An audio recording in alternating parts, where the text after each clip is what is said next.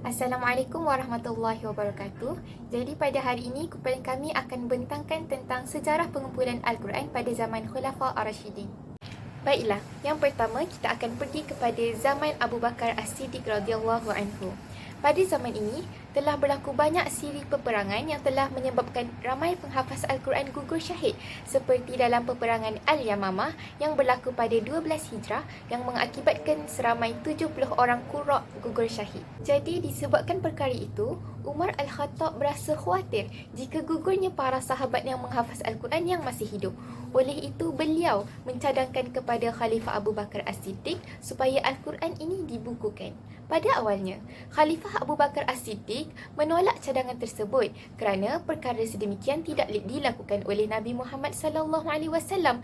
Namun begitu, akhirnya beliau bersetuju dengan cadangan tersebut demi memelihara Al-Quran.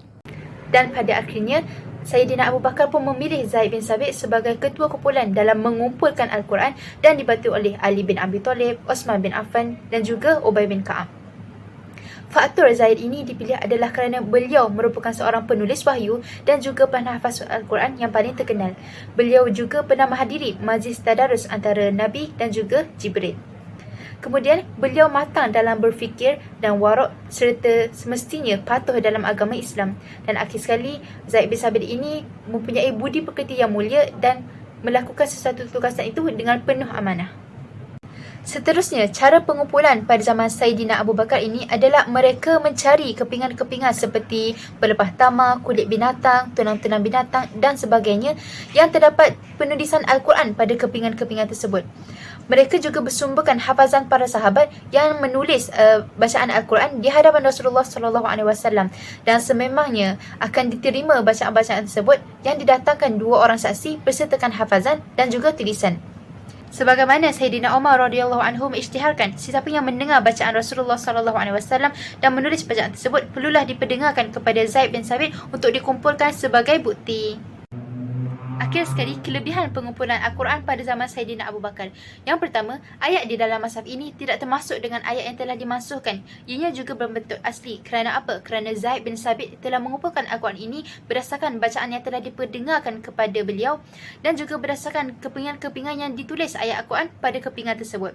Yang ketiga ialah terdapat 7 qiraat yang asli. Sebagai contoh, Amir, Amru, Nafi' dan sebagainya. Kemudian, mengandungi seluruh ayat Al-Quran sama ada yang telah dinasahkan ataupun belum. Dan yang terakhir ialah hasil pengumpulan ini adalah dari usaha dan pemeriksaan yang teliti yang telah disepakati oleh para ulama. Terdapat satu kisah di mana Zaid bin Sabit ini mencari dengan teliti satu ayat daripada surah At-Taubah dan dijumpai bahawa ayat tersebut hanyalah ditulis oleh Abu Khuzaimah Al-Ansari.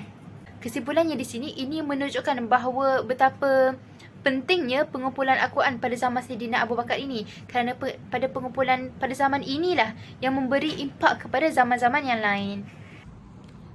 Kita pergi ke Khalifah Umar bin Al-Khattab radhiyallahu anhu. Sikap Khalifah Umar yang tidak hanya mempelajari akan perkataan Nabi dalam hal ini adalah hadis secara mentah, namun ia juga belajar dari metodologi yang senantiasa Nabi terapkan dalam kehidupan bersama sahabat, dari kebijaksanaannya, sikapnya ataupun caranya dalam mengambil sebuah keputusan. Sehingga meskipun belum dikatakan oleh Nabi, namun Umar yakin bahawa sekiranya Nabi ada tentu, ia akan setuju dengan apa yang dilakukan olehnya. Kerana itulah Umar radhiyallahu tetap mendorong Abu Bakar untuk mengumpulkan Al-Quran. Seterusnya, Umar Al-Khattab menyambung usaha yang dilakukan oleh Abu Bakar radhiyallahu anhu.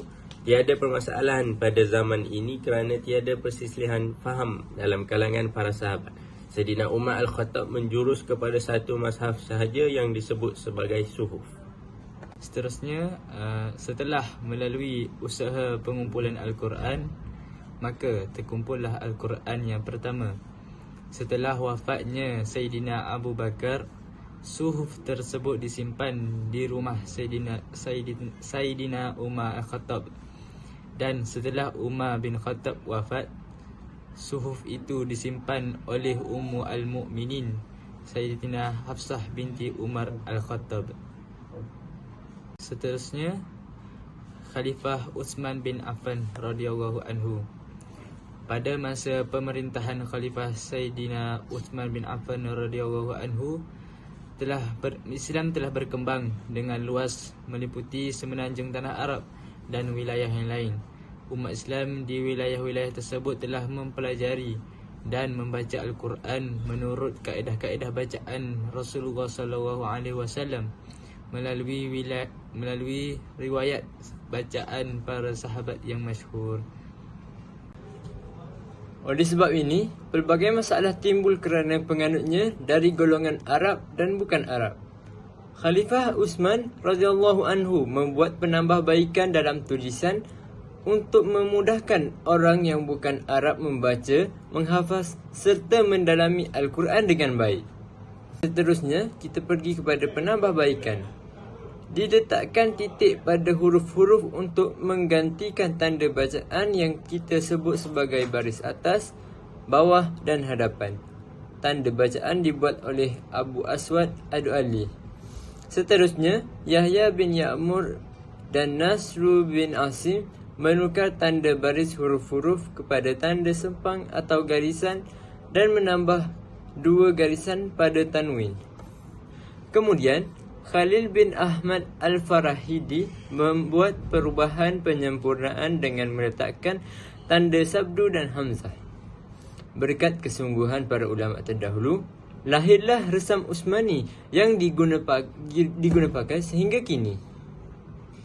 Antara bacaan para sahabat yang masyhur, penduduk Mekah dan Madinah mengambil kaedah bacaan dari Ubay bin Ka'ab, Zaid bin Sabit dan Sayyidina Umar bin Al-Khattab.